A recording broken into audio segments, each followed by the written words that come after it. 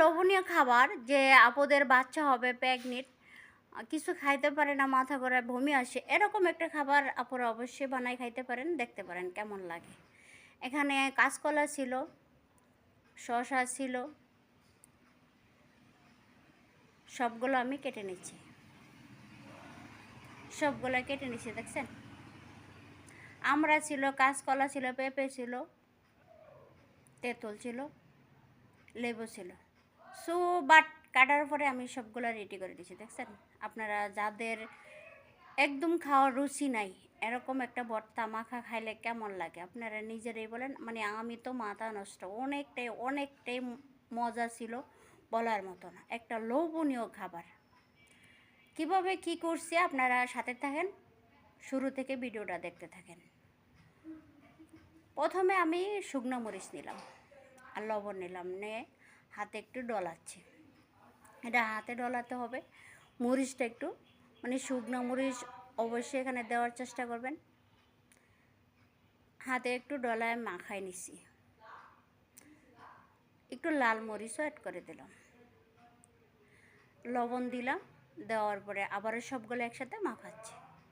But মাখানোর পরে এই পর্যায়ে আমি তেঁতুল অ্যাড করছি। বাট তেঁতুল দেওয়ার পরে আপনারা রূপটা দেখেন, মানে আমার অলরেডি আপনারা এই রূপটা দেখলে আপনারা অলরেডি এখনই মুখে জল চলে আসবে। আমি যেটা মনে করি অবশ্যই 100% এটা এতটাই লোভনীয় খাবার। মানে তেঁতুল যদি মাখানো হয় তাহলে এমনিতেই 1000 টাকার জিনিস দেওয়া কোনো দিন মুখে আসে না পানি, কিন্তু 1 টাকার জিনিস দিয়ে মুখে পানি চলে আসবে, এরকম ছিল খাবারটা, দেখছেন আপনারা।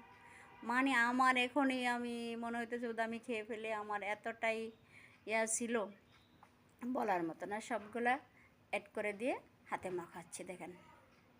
এটা ভালো করে আলতোভাবে হাতে মাখাতে হবে।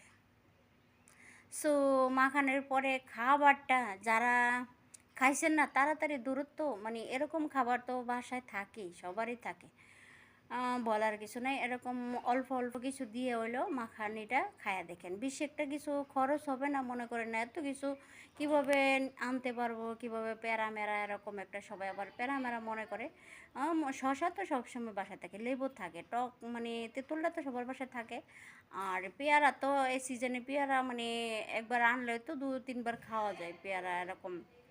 আর খাবারগুলো মানে হাতের নাগালেই ছিল, মানে আনকমন না, কমন খাবারগুলোই ছিল। আর এই মুহূর্তে তো মানে আমরা তো হাতের কাছে আছি, দেখেন খাবারটা এতটা জোশ ছিল, এতটাই মজা ছিল, মানে আমি মুখে বলে বোঝাতে পারবো না। আর যারা এত টক জাতীয় খাবার অথবা ঝাল জাতীয় খাবার পছন্দ করেন তারা অবশ্যই জানবেন খাবারটা কেমন। এটা আবার যশোরবাসীরা এরকম মাখা খায় না, ওরা আবার কাঁচা পেঁপে আর তেঁতুল দিয়ে মাখা খায়, আমরা তো আবার কাঁচা পেঁপে মাখা খাই না। আমাদের এলাকায় এরকম ভর্তা হলে, মাখা হলে মানে কি বলা, মাথা নষ্ট করার মতো একটা খাবার মাখা ছিল। সবাই ভালো থাকেন, আল্লাহ হাফেজ। যে যেখান থেকে দেখছেন একটা করে কমেন্টে জানান।